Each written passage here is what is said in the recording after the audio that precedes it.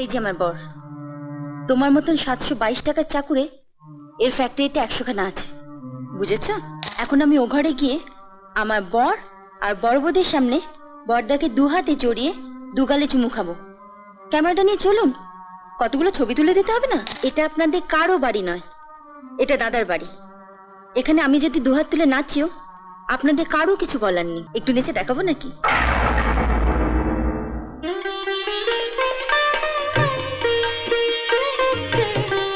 ও চাকরি করবে? নইলে আমার পেছনে এত টাকা বাবা ঢালবেন কেন? শুনুন মশাই, ওই কম টাকা ইনভেস্ট করে এর থেকে লাভের ব্যবসা আমি আর খুঁজে পেলাম না। এত সুন্দর মেয়ে আপনার, ওর বিয়ে দেবেন না? আমার বিয়ে দিলে বাবার চলবে কি করে? আমি পাশ করে রোজগার করব বলেই না বাবা মা পরীক্ষায় বসাচ্ছেন। সত্যি কথা বলতে কি মশাই, আমার ওই সর্বসাকুল্যে 20,000 টাকা আছে। তা সেই টাকাটা নিত্য নতুন কনে দেখতে আসা বরপক্ষকে ওই রাজভোগ আর নোলেন গুড়ের সন্দেশ খাওয়াতে খাওয়াতে আমি ফসুর হয়ে যাব। তা বিয়েটা দেবো কি করে মশাই? ভাবছেন তো এই টিউশনিটা নেবেন কিনা? ভাবুন, আমার কিন্তু ওই গ্যারান্টি চাই। 100% গ্যারান্টি পাশ আমি করবই। দাদা যেভাবে যত্ন নিয়ে আমাকে পড়াচ্ছেন, ইচ্ছে থাকলেও ফেল আমি করতে পারবো না। তুমি বসো, আমি আসছি। আমি এবার যাব। আবার কবে আসবে? বলো তো, রোজই আসবো। তোমার দাদা কি জানেন যে তিনি আসার আগে তুমি রোজ একবার করে এসে আমাকে প্রেমে এবিসিডি শিখিয়ে যাচ্ছ? দাদা সব জানেন, এবার মাকেও জানাবো। তুমি এই ঝড় বৃষ্টির মধ্যে? দাদা আজ পড়াতে জানিয়ে দেখে বিকেলে ফোন করেছিলাম। দিদি বলল দাদা খুব অসুস্থ, তাই চলে এলাম। তুমি এসেছো, ভালোই হয়েছে।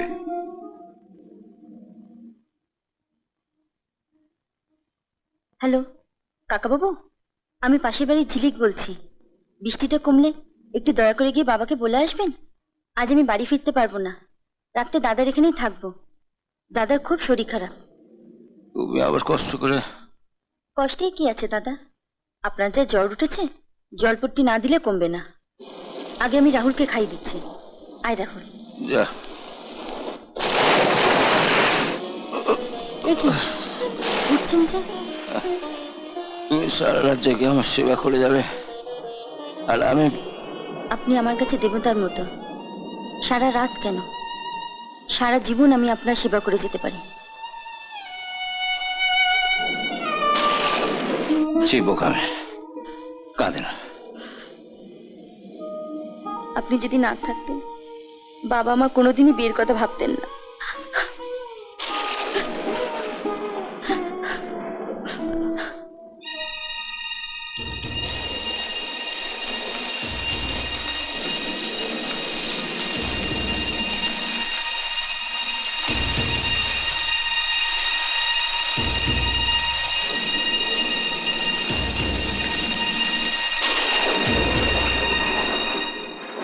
ভীষণ বিদ্যুৎ চমকাচ্ছে, মনে হয় আবার জোরে বৃষ্টি আসবে।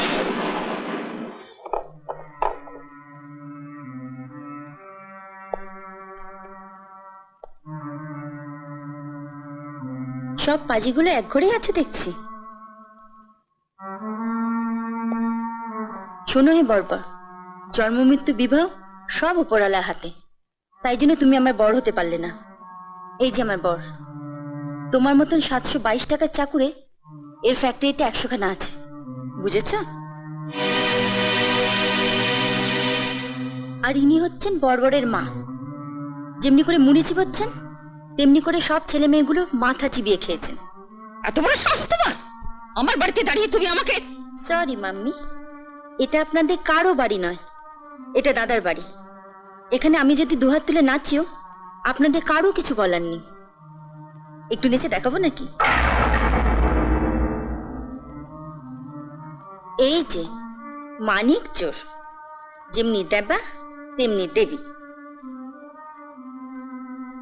শুনুন, এখন আমি ও ঘরে গিয়ে আমার বর আর বড় বৌদির সামনে বরদাকে দু হাতে জড়িয়ে দুগালে চুমু খাবো। ক্যামেরাটা নিয়ে চলুন, কতগুলো ছবি তুলে দিতে হবে না? জানো, এই মহিলাটির মা হতে লজ্জা নেই। কিন্তু মা ডাক শুনতেই লজ্জা। রাহুলের ভাগ্য ভালো, বড় বৌদির মতন একজন মা পেয়েছে।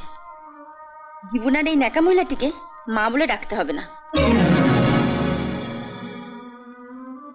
চলো। দাঁড়াও শ্রবণ বাবু, আপনি যদি সেদিন রাত্রে দাদার ঝিলিকের ওই ছবিটা না তুলতেন তাহলে আমি ঝিলিকের মতো বউ পেতাম না। আপনার ওই ছবিটা তুলতে যা খরচা হয়েছে আপনি আমায় বলবেন, আমি আপনাকে দিয়ে দেবো। I'll give it to you. আর শুনুন, ওই ছবিটা একটু বড়, মানে এই সাইজের করে দেবেন। আমি ওই ছবিটাকে ঘরের এমন একটা জায়গায় টাঙিয়ে রাখবো যাতে সকলে ঢুকেই ওই ছবিটা দেখতে পারে। চলো।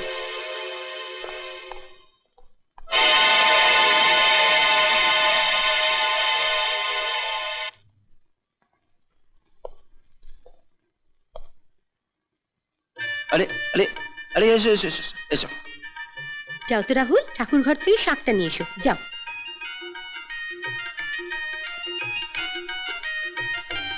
কল্যাণ হোক, কল্যাণ হোক। আরে না না না না না। আচ্ছা আচ্ছা। ও নো নো। দাদা আমার কপাল খুলে দিলেন, আর ওদিকে ভগবান দাদার কোম্পানি খুলে দিলেন। আজকে তাহলে আসি দাদা। আরে আরে আরে এক্ষুনি চলে যাবে, কিছু খেয়ে যাও। সেটা অন্য একদিন হবে দাদা। হঠাৎ করে বিয়ে হয়ে গেল, মা তো জানেই না। ঝিলিকের সঙ্গে করে গ্রামে গিয়ে মার সঙ্গে দেখা করে আসি।